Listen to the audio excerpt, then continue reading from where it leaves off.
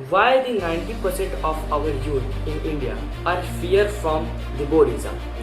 क्यों हमारे 90% देश की जो यूथ है, युवा हैं, वो एक सिंपल एग्जाम, बोर्ड जैसे एग्जाम से क्यों डरते हैं? Hello guys, welcome back to my channel rise with Nitish. Myself Nitish Kumar, your mentor as well as a content creator. आज मैं आपकी उस डर को ख़त्म करने वाला हूँ जिस डर से हर एक बच्चा, लाखों बच्चे इस फेज से गुजरते हैं। That is fear from board exam.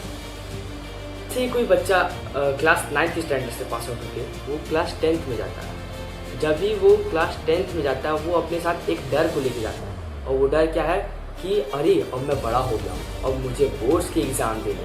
वो उसका डर जायज़ है, लेकिन वो एक डर का माहौल क्यों पैदा हुआ आप जानते हैं?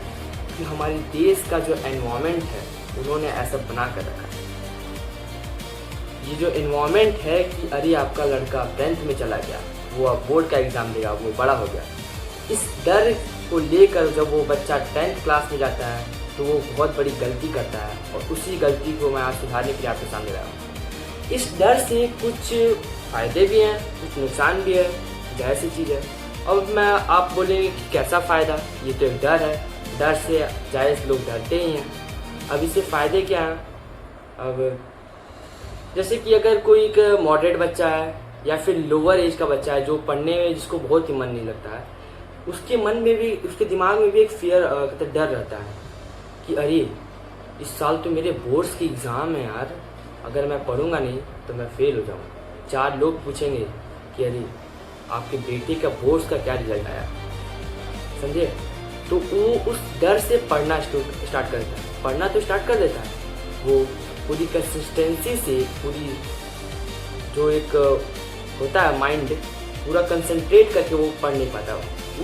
उसके दिमाग में वो डर बार बार खिलता है, और वो डर है कि अरे मैं बड़ा हो गया हूँ और मुझे बोर्ड का एग्ज़ाम देना है। बोर्ड बोर्ड बोर्ड, अरे ये तो बोर्ड का एग्ज़ाम है भाई, अब मैं क्या ही करूँ? तो ये एक रहता है बेनिफिट्स कि बच्चे जो मॉडरेट लोअर हैं वो डर की वजह से पढ़ना शुरू कर देते हैं। लेकिन इससे एक बहुत बड़ी गलती होती है। वो गलती क्या होती है? जैसे कि मैं एक एग्जांपल देना चाहता हूँ। अभी आप लोग वैभव सूर्यवंशी भी एक यंग क्रिकेटर है, लेकिन जब भी वो क्रिकेट खेलता है तो वो ये नहीं देखता कि मेरे सामने बॉलर कौन है।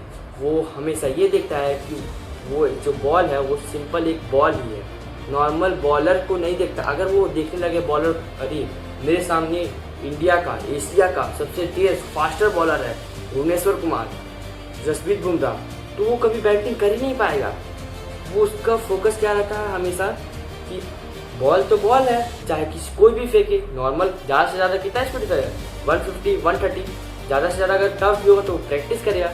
यही चीज़ को आपको इम्प्लीमेंट करना है रियल लाइफ में। वो भी तो रियल लाइफ में इम्प्लीमेंट कर रहा है, लेकिन इसको आपको अपने लाइफ में इम्प्लीमेंट करना है। तो मैं बस यही बताना चाहता हूँ कि जैसे एग्ज़ाम तो एक एग्ज़ाम ही है नॉर्मल, अब वो चाहे बोर्ड का हो, चाहे यूपीएससी का हो, चाहे जेईई मेंस का हो, भले सिलेबस अलग अलग होता है और नंबर ऑफ क्वेश्चन, अगर नंबर ऑफ क्वेश्चन या फिर उसके डिफिकल्टी लेवल बढ़ है तो आपको प्रैक्टिस करना पड़ेगा।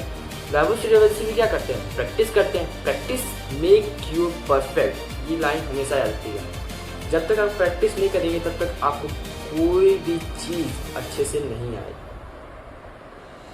तो मैं बस यही बोल रहा हूँ कि जैसे कि लोग जो हवा बना देते हैं कि अरे यह बोर्ड का एग्ज़ाम है, और अभी तो 2026 में जो ऐसा हुआ है, इससे तो बच्चे अभी जो 2027 में बोर्ड देने वाले हैं वो तो और भी डरे हैं। अरे बोर्ड ने तो और भी डिफ़िकल्टी लेवल को बढ़ा दिया, और उसकी चेकिंग भी ऐसी कर दी है कि जिससे बच्चा और डरे। तो मैं बस यही बोलना चाहता हूँ कि डर एक बहुत ख़राब चीज़ है। अगर आप उसको एक नॉर्मल एग्ज़ाम की तरह लेकर पढ़ेंगे उसको, जैसे जो कि मेरे को नॉर्मल एग्ज़ाम देना है, अरे चाहे बोर्ड का हो चाहे जेईई मेंस का हो, अगर आप उसको नॉर्मल एग्ज़ाम लेकर उसको प्रैक्टिस करेंगे, उसको एग्ज़ाम देंगे, तो आपका वो एग्ज़ाम बहुत अच्छा जाएगा एज़ कम्पेरेटिव टू डर को लेकर। अब उस डर, मेन आपका मोटिव क्या रहना चाहिए? उस डर को पैदा ना होने दें, क्योंकि अगर वो डर आपके दिमाग में पैदा हो गया तो आप, चलिए गाइस मिलते हैं नेक्स्ट वीडियो में। मैं आपको बताऊंगा कि how to study like a smart guy, not a cheap guy.